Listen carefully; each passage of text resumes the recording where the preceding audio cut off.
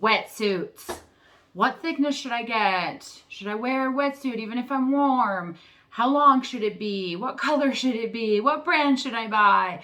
I see these questions all the time. I certainly get these questions when I am certifying students.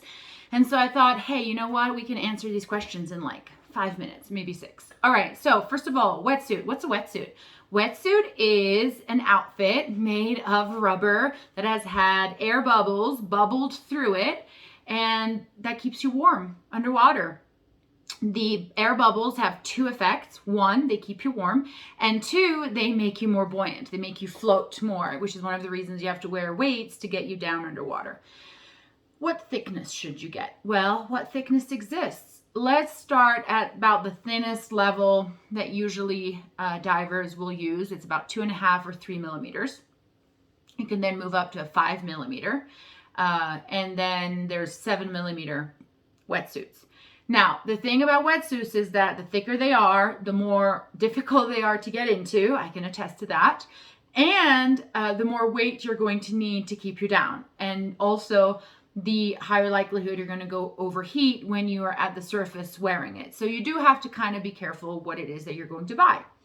The question often comes up when people are traveling somewhere and they say, hey, what wetsuit should I get for this trip? And the answer is, it depends. And I'm not trying to be a lawyer. The joke being that lawyers, when you ask them a question, will always answer, it depends.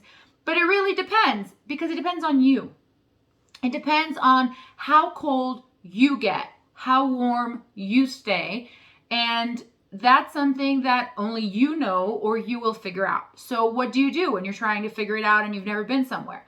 You ask other people on forums, or you ask your instructor, and you try to figure out, well, look, if they like this thickness in this type of water, and I've been in that type of water, and I like the same thickness, then we're kind of matched. And you can ask them, you know, if they've been to somewhere that's similar, for example, the Caribbean, and you're going to the Caribbean, then you can ask them, well, what do you wear when you're in the Caribbean?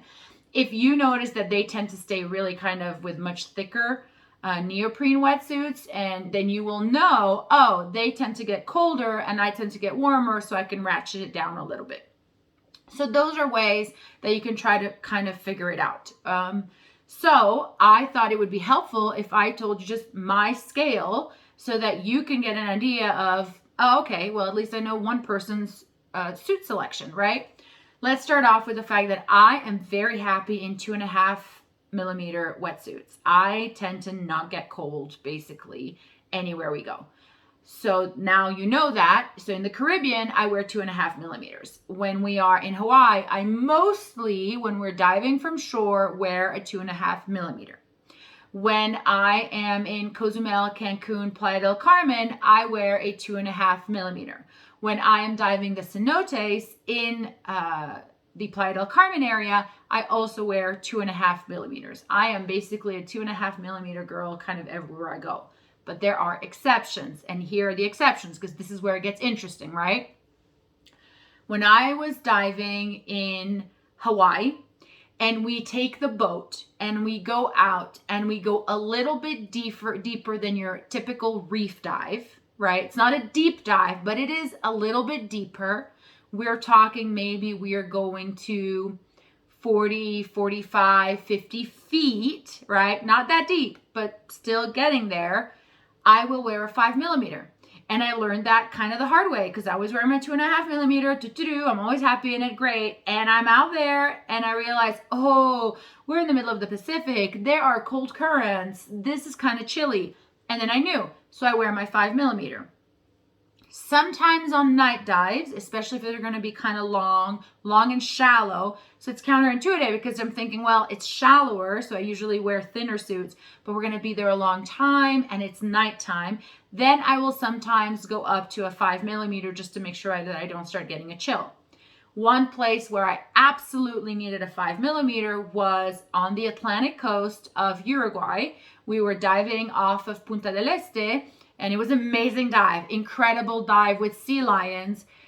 It was summer there. I wore a 5 millimeter and it was great, right? I mean, it was good. I was comfortable, but I absolutely needed the 5 millimeters, and I needed the 5 millimeters for all of the dives that we did off of that coast. And now I know that, and I will never just, think, oh, I'll use my 2.5, because that I would not have been comfortable. It would have been really, really unpleasant. Another place that is kind of surprising is the Mediterranean. So when I was doing my training 20 odd years ago, and we were training CMAS standards in southern France, we would go deep. And here I mean technically deep. CMAS takes us to 60 meters, 65 with good visibility, which is about 200 feet on air. And you're not there for very long at all, but it is cold. And even when we were doing our regular dives, it got cold. And so there I would wear a 5 mil full suit and then a 5 mil shorty on top. And I wanted to share that because it's not something I've seen used very often, but it's certainly our go-to if we're trying to layer up, but we want to have the versatility of not just having a 7 millimeter everywhere we go. We have done the option of having a 5 mil full suit, and then you just wear a shorty on top, and it adds a little bit of neoprene. So you can get yourself to 6-7 millimeter without actually owning a 7 millimeter all the time if you don't need it all the time. Okay. And then the other thing I wanted to share with you was that if you're going into waters that are even colder, or if you tend to just get chilled, and I teach at the Aurora Reservoir in Colorado, and the waters will get to 50 Fahrenheit, and I get cold there. Not pleasant for me. I do not want to be in a 5 mil. I don't even want to be in a 7 mil. And frankly, I don't like 7 mils because they're uncomfortable to get into, and it's harder to move in them. So I just went all out and I got myself a dry suit. And that's a whole other conversation, a whole other video, but dry suits are out there and are an option. And just very briefly, sometimes people ask, well, what's the difference between a dry suit and a wetsuit? Well, the term wet or dry is basically what your body is. A wetsuit, your body is going to get wet, and a dry suit, your body stays dry. And that's the big difference. It stops contact with the outside water, and that's how it helps you maintain your temperature.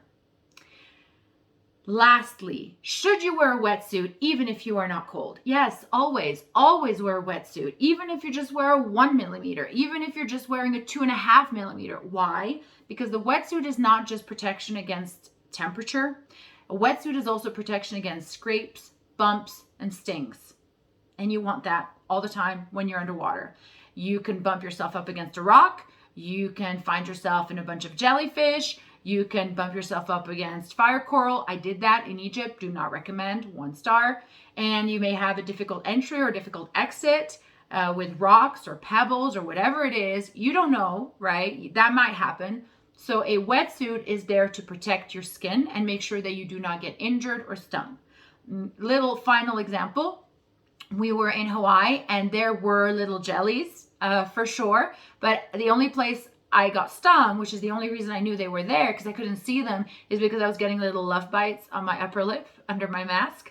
But I was very grateful that I was wearing a full suit, so everything else was protected, and I was just getting these little love bites on my face, and that was not so bad, and I had a great dive anyway. And that's it for wetsuits. If you have any questions, drop them in the comments. Let me know. Email me. I love answering questions, especially people who are getting into the sport. I want to encourage you to get in the sport, so let me know.